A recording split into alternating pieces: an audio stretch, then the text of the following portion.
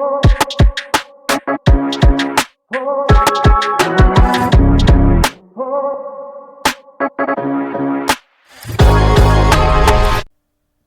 y'all, welcome back. It's your girl Missy Speaks at Missy Speaks TV, and I want to thank y'all for coming and joining me again.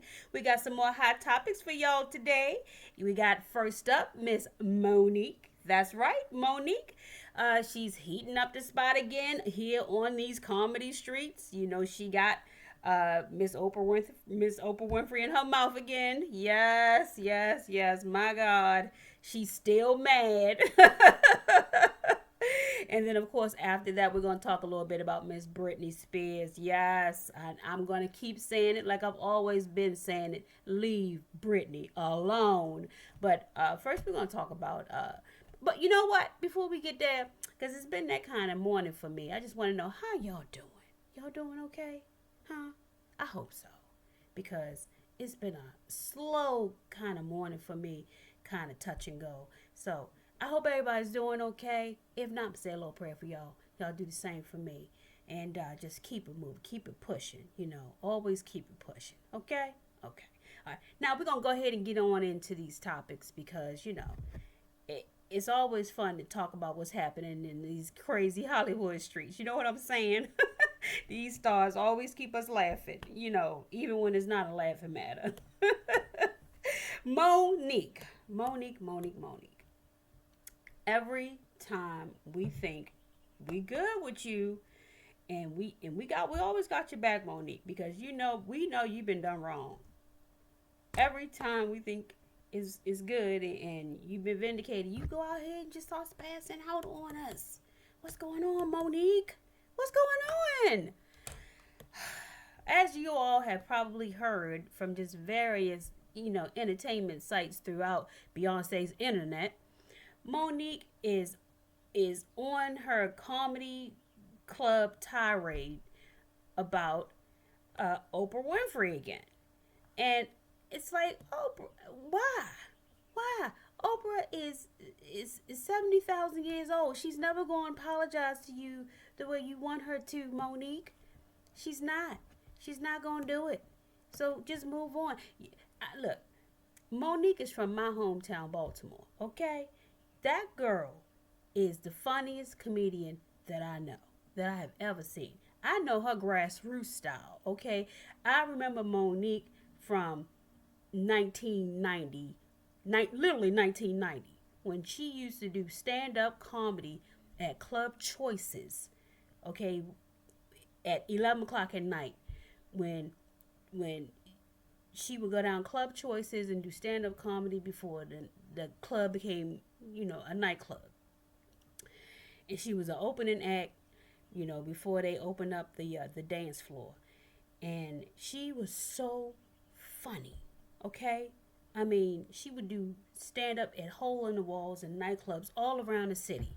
And then she had her own comedy club in Baltimore City before she got her show called The Parkers in California, when she had to leave Baltimore and, of course, go across the country and start doing her own show. We were so proud of her. We still are. We love Monique.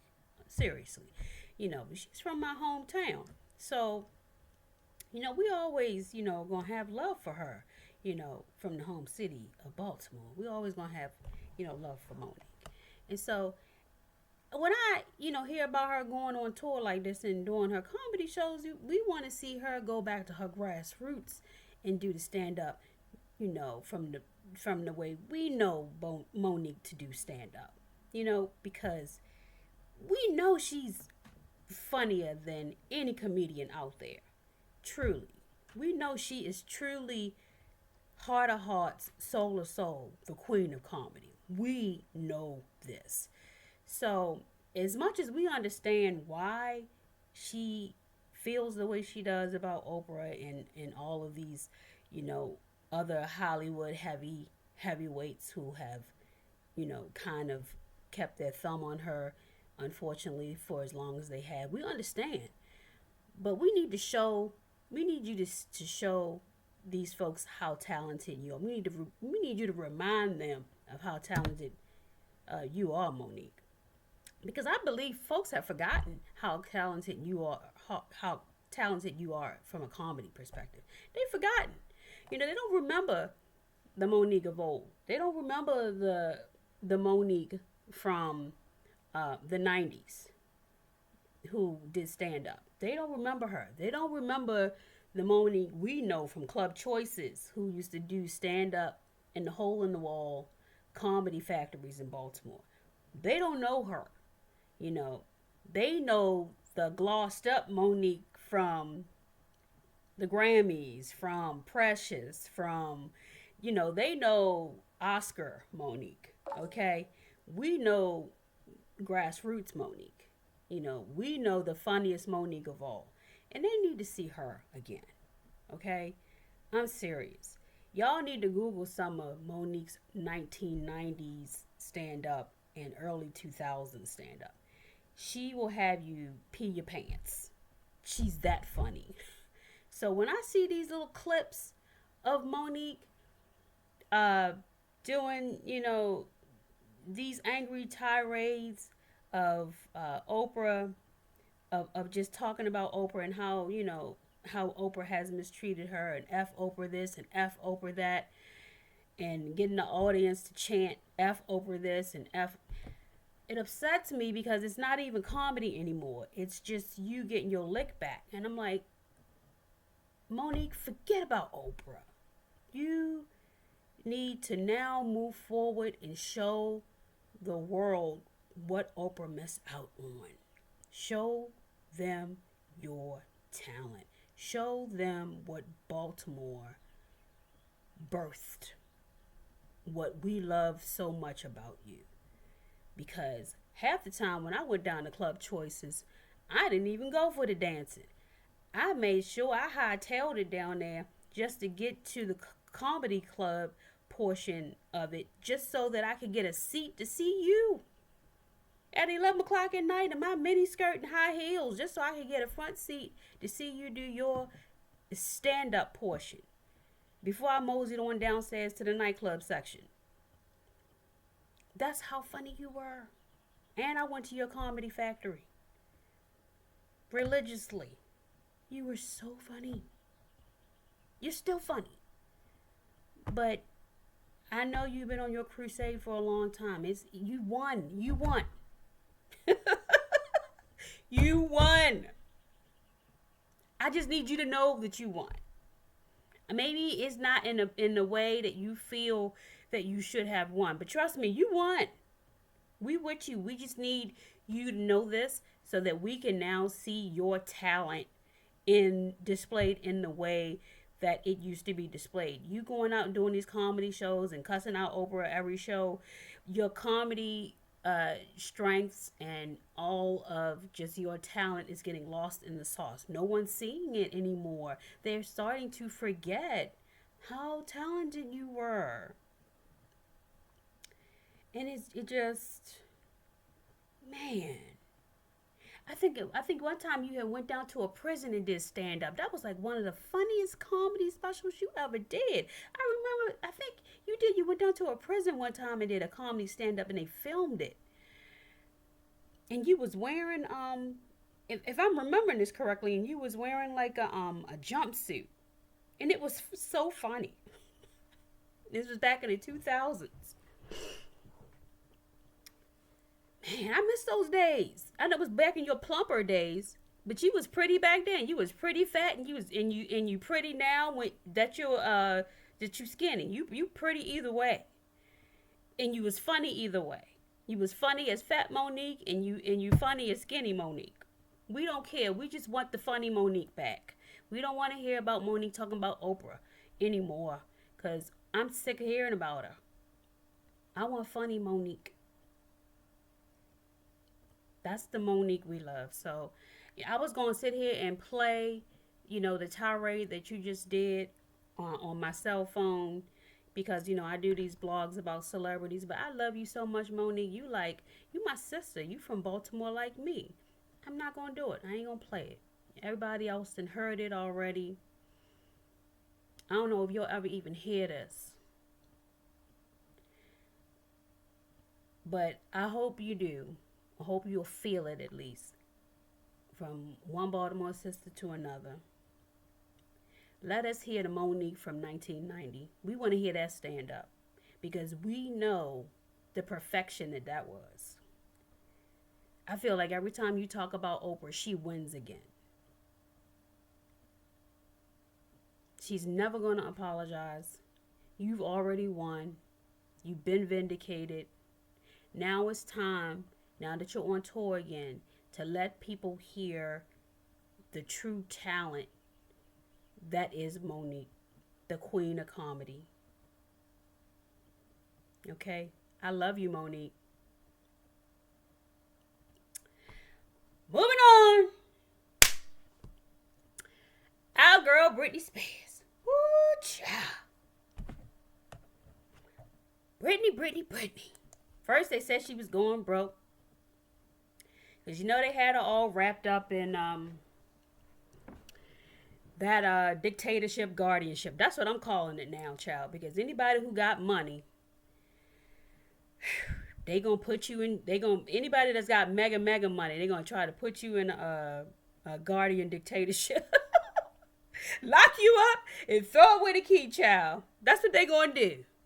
If you walk around with an umbrella and you try to, yes, that's what they're gonna do. They're gonna try to lock your butt up and throw away the key. Because that was the beginning of her guardian dictatorship. She picked up an umbrella, brother, broke a car window, and then next thing you know, she was in a guardianship dictatorship, allegedly. Poor Britney. Poor Britney, child. Worked so hard all her life to make all that money, and then next thing you know, she wasn't able to control or spend it the way she wanted to for years. Okay? But finally, thank you, Lord Jesus, she was able to get her life, her autonomy back, her life back, everything. Okay? However, in recent days, it had recently come out that supposedly she was overspending, going on trips, Hawaii, spending over $300,000 on hotels and trips and private jets, whatever. I'm like, you know what? Britney she is literally the epitome of, I started from the bottom and now I'm here. Okay? Literally trailer trash is what she used to call herself. Truly. Okay? Worked from the bottom, now she's at the top. Okay? Her kids are darn near grown. I mean, and if they ain't grown, they're going to be grown in 10 minutes. I mean, that's just how close to being grown they are. So, if Britney Spears wants to spend up all her money at this point and go broke, that's her business. Why are these people around her so concerned about how she spends her money at this point? How old is Britney? 40? At least, or close to it. She earned it. She twirled and danced herself across the stage until she became a mega gazillionaire. So she want to go burn up all of her cash on private jets and 5-star hotels and exotic trips. And she worked her butt off. Seems to me that's her prerogative. But when you have people who were over her for so many years when she was under this guardianship, who were enjoying the fruits of all that labor, that now all of a sudden don't have access to that anymore. It seems to me now they have all these concerns about how quickly she's spending this money because they don't have access to it anymore when they were enjoying the spendation. They were enjoying the spendation of the 5-star hotels when they had access to it.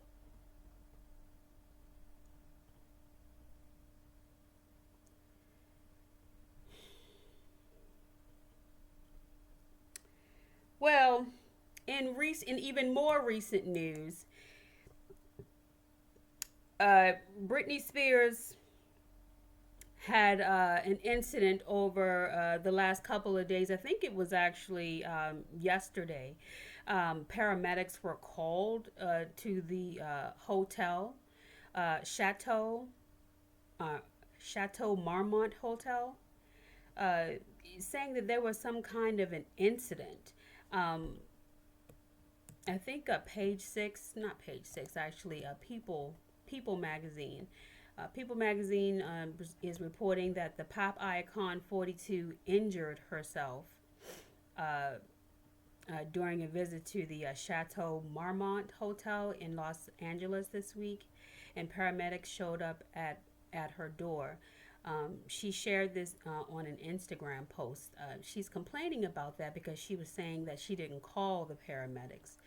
She said that she really twisted her ankle last night like an idiot. That's what she's calling herself. She's saying, "I really twisted my ankle like an idiot. This is to show proof." And she took a picture of it, and her ankle is like really, really swollen. She was saying that she jumped off of something, I guess trying to do some kind of a move, and fell and twisted her ankle. However, there are other reports stating that she got into some type of a dispute. Let's see. It looks like she got into some type of a disagreement or a dispute with someone else. Let's see. With a Mr. Paul Richard Solis, which I think is a boyfriend that she was dating right after she divorced or left her ex-husband. It says Spears had a fight with Paul Richard Solis at the Chateau Marmont Hotel in Los Angeles right before. So there's like conflicting reports. It almost sounds like Britney's trying to cover up this argument that she had with Paul by saying that really what happened is she twisted her ankle allegedly, and that the paramedics showed up to her hotel illegally. Uh, and she doesn't know who called them, probably the hotel, because so there was a ruckus, it appears, and there were complaints, so someone called, I guess, 911, and they showed up. And there were reports that she was having some kind of an argument. There are pictures of her leaving out with this Paul guy, walking out beside her. So, yeah, there's just always some drama with Britney. Unfortunately, she's always surrounded by people who are constantly calling 911 or calling an ambulance, just to try to make her look crazy. She needs to get rid of these people around her.